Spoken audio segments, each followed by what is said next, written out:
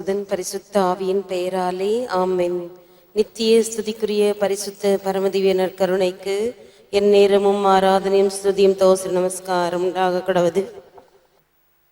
Today we have to thank God. Today is Thanksgiving Day. Salvation and glory and power to our God, for his judgments are true and just. Revelation chapter 19 verse 1 and 2. Jesus warns his disciples that a greater disaster is going to strike Jerusalem. He also tells them not to be afraid. Happy are those who endure the sufferings and praise God. Suffering has taken a new meaning in Christ's life.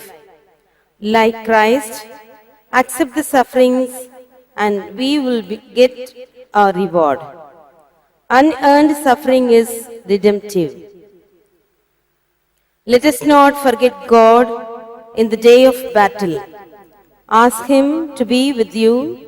Remember the words of Saint Paul, if God is for us, who can be against us? Romans chapter 8 verse 31.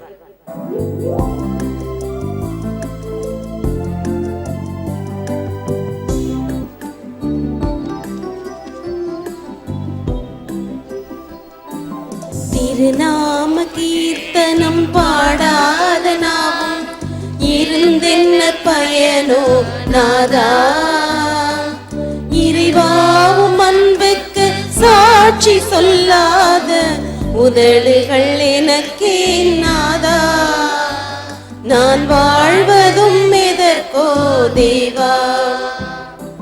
திருநாம கீர்த்தனம் பாடாத நாவும் இருந்தென்ன பயனோ நாதா, இறைவாவும் அன்பெதற்கோ தேவா.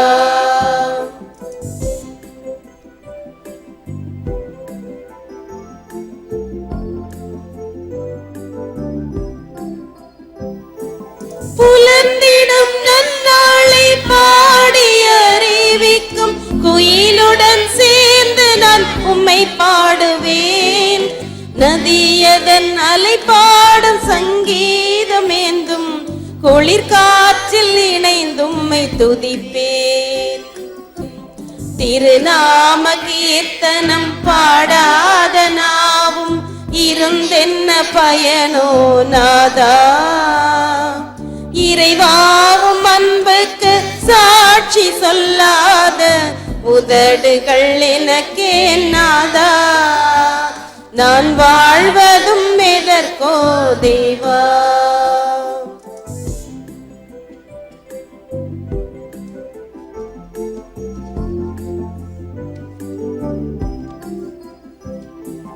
அந்திம தீர்ப்பு நாள் விரைவில் வரும் என்று ஆவலாயாவரும் நோக்குகின்றோம். வானமேகங்களில் நீர் வரும் மன்னாள் வானோர்களோடும்மை புகழ்வேன். வானமேகங்களில் நீர் வரும் மன்னாள் வானோர்களோடும்மை புகழ்வேன். திருநாம கீர்த்தனம் பாடாத நாவும் இருந்தென்ன பயனோ நாதா, இறைவாவும் அன்புக்கு சாட்சி சொல்லாத உதடுகள் எனக்கே நாதா, நான் வாழ்வதும் எதற்கோ தேவா.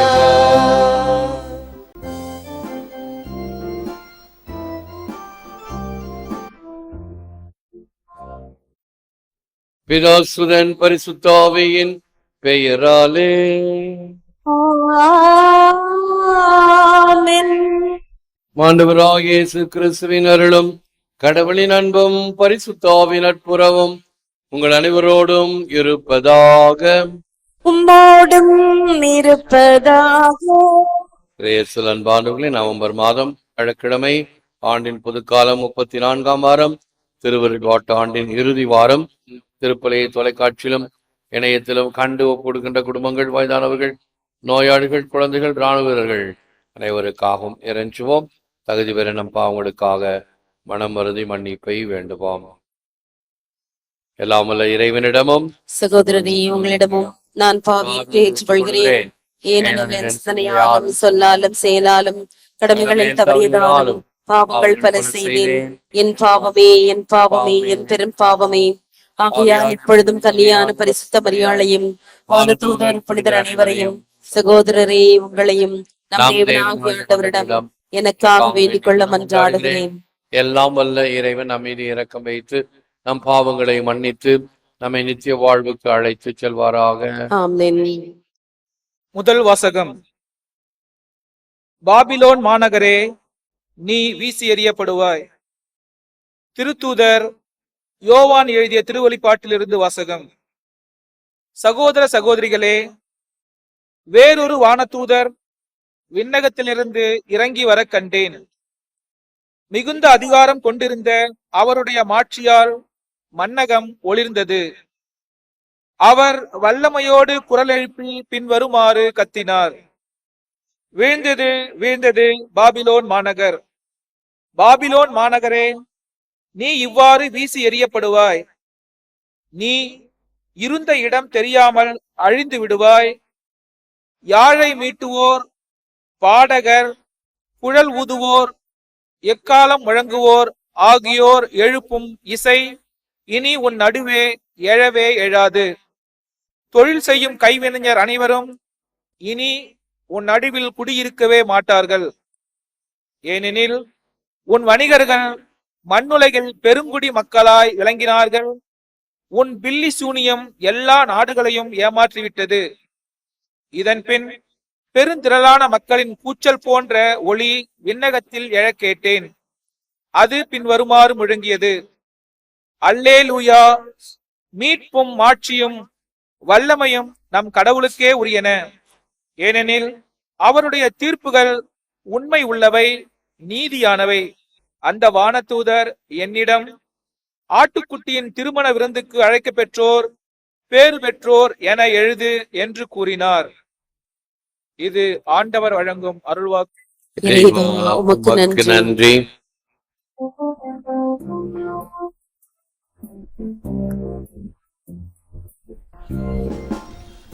அனைத்துலகோரே ஆண்டவரை ஆர்ப்பரியுங்கள். அனைத்துலகோரே ஆண்டவரை ஆர்ப்பரித்து வாழ்த்துங்கள். ஆண்டவரை மகிழ்ச்சியுடன் வழிபடுங்கள். மகிழ்ச்சி நிறை பாடலுடன் அவர் திருமுன் வாருங்கள். ஆண்டவரை கடவுள் என்று உணருங்கள். அவரே நம்மை படைத்தவர், நாம் அவர் மக்கள், அவர் மேய்க்கும் ஆடுகள். நன்றியோடு அவர் தம் திருநுழைகளில் நுழையுங்கள். புகழ் பாக்களோடு அவர் தம் முற்றத்திற்கு வாருங்கள். அவருக்கு நன்றி செலுத்தி அவர் பெயரை போற்றுங்கள்.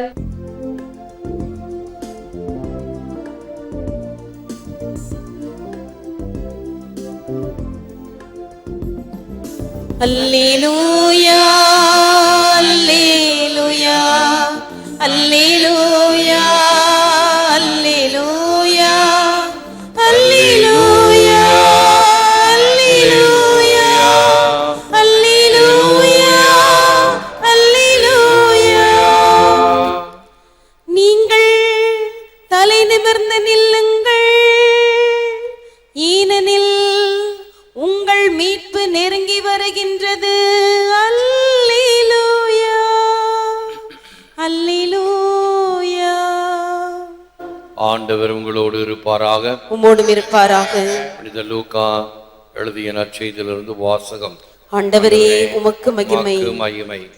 அக்காலத்தில் இயேசு தம் சீடர்களை நோக்கி கூறியது: எருசலேமை படைகள் சூழ்ந்திருப்பதை நீங்கள் காணும்போது அதன் அழிவு நெருங்கி வந்துவிட்டது என அறிந்து கொள்ளுங்கள். அப்போது யூதேயாவில் உள்ளவர்கள் மலைகளுக்கு தப்பி ஓடட்டும், நகரத்தின் நடுவில் உள்ளவர்கள் வெளியேறட்டும், நாட்டுப்புறங்களில் இருப்பவர்கள் நகரத்துக்குள்ளே வர வேண்டாம், ஏனெனில் அவை பழிவாங்கும் நாட்கள். அப்போது மறைநூலில் எழுதியுள்ள யாவும் நிறைவேறும். அந்நாள்களில் கருவுற்றிருப்போர், பாலூட்டுவோர் ஆகியோரின் நிலைமை அந்தோ பரிதாபம். ஏனெனில் மண்ணுலகின் மீது பேரிடரும் அம்மக்கள் மீது கடவுளின் சினமும் வரும். அவர்கள் கூரான வாளால் வீழ்த்தப்படுவார்கள். எல்லா நாடுகளுக்கும் சிறைபிடித்து செல்லப்படுவார்கள். பிற இனத்தார் காலம் நிறைவு பெறும் வரை எருசலேம் அவர்களால் மிதிக்கப்படும். மேலும் கதிரவனிலும் நிலாவிலும் விண்மீன்களிலும் அடையாளங்கள் தென்படும். மண்ணுலகில் மக்களினங்கள் கடலின் கொந்தளிப்பின் முழக்கத்தினால் கலங்கி என்ன செய்வதென்று தெரியாது குழப்பம் அடைவார்கள்.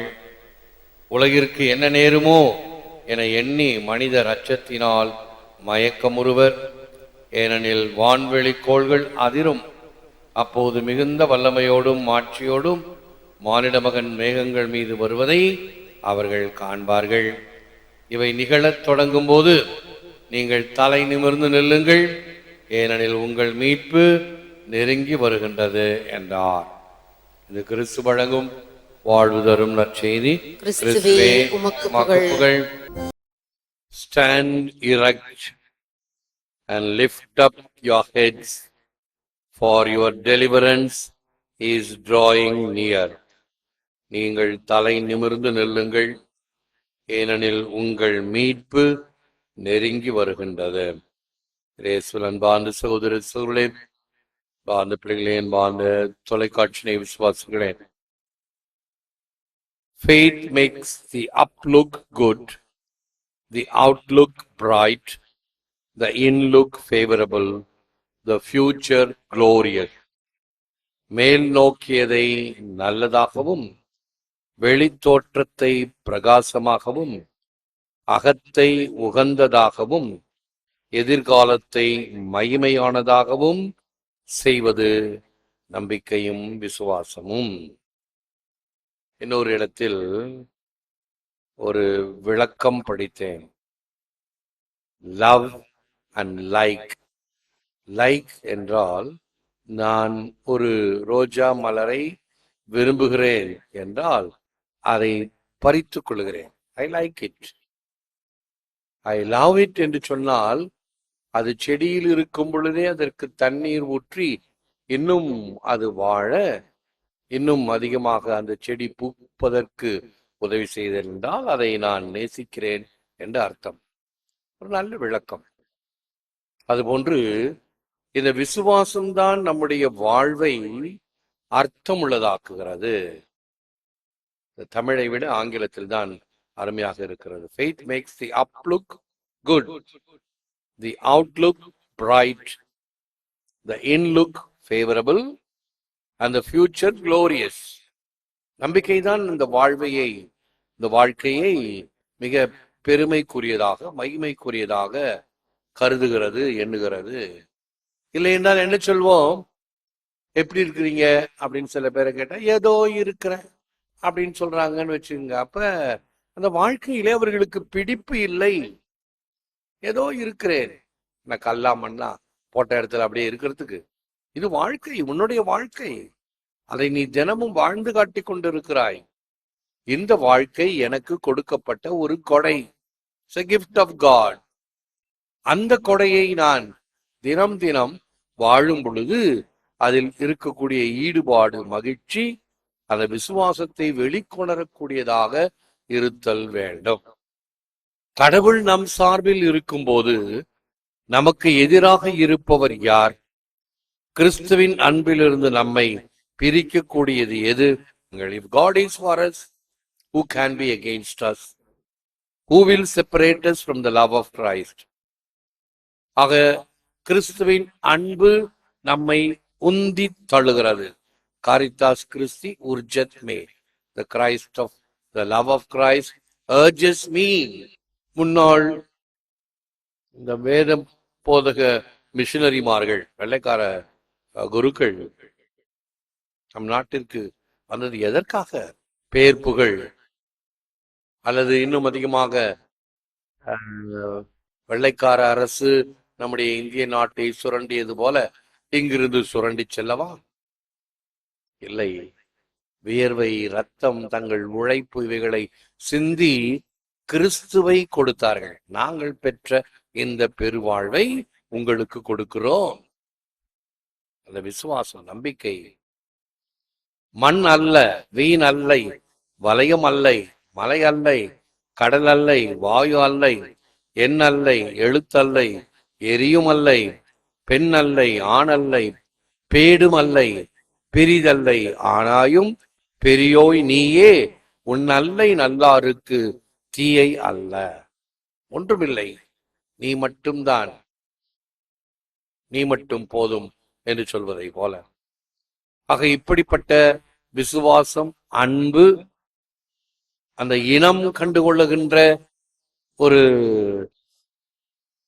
தெளிந்த உள்ளம் நமக்கு வேண்டும் என்று செபிப்போம். குழந்தைகள் இருக்கும் செபம். Lord Jesus, fill me with gratitude for the gift of redemption. Increase my faith and longing for your return again in glory. May that day bring joy to my heart rather than sorrow. Help me to serve you faithfully, to make the best use of my time now in the light of your coming again. இயேசுவே, உமது மீட்பு கொடைக்கான நன்றியாலும் மாட்சிமிக்க உம் வருகைக்காக உம்மை ஆவலுடன் எதிர்நோக்கும் நம்பிக்கையாலும் எம்மை நிரப்பியருளும். நீர் வரும் அந்நாள் மகிழ்ச்சியை தருவதாக. விசுவாசமுடன் உமக்கு ஊழியம் புரியவும், உம் வருகையின் ஒளியில் எம் எதிர்காலத்தை, நிகழ்காலத்தை நிறைவாய் பயன்படுத்தவும் வரமருளும். ஒவ்வொரு நாளும் நீர் எமக்கு கொடுக்கின்ற கொடை என்பதை உணர்ந்து அந்த கொடையை சிறப்பாக வாழ்ந்து அதன் வழியாக உமக்கு பெருமையும் மகிழ்ச்சியும் புகழும் தரக்கூடிய வகையில் எங்கள் வாழ்வு அமைவதாக. ஏற்று வரமருளும் இறைவா, காக்கும் கரங்களினால். ஆமென். ஆமென். அப்பா, நான் தவறு செய்தேன், உம் அன்பை உதறிச் சென்றேன், நான் கெட்டலைந்து ஓடி வந்தேன், என்னை கண் பாரும் உந்தன் பிள்ளை நான். வாழ்வு தரும் வசனம் எல்லாம் நீரென்று அறிந்த பின்னே வேறெங்கு நான் போவேன், எந்தன் புகலிடம் நீரே அப்பா. வாழ்வு தரும் வசனம் எல்லாம் நீரென்று அறிந்த பின்னே வேறெங்கு நான் போவேன், எந்தன் புகலிடம் நீரே அப்பா.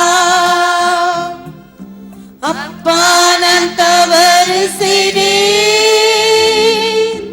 உம் அன்பை உதறிச் சென்றேன், நான் கெட்டலைந்து ஓடி வந்தேன், என்னை கண் பாரும் உந்தன் பிள்ளை நான்.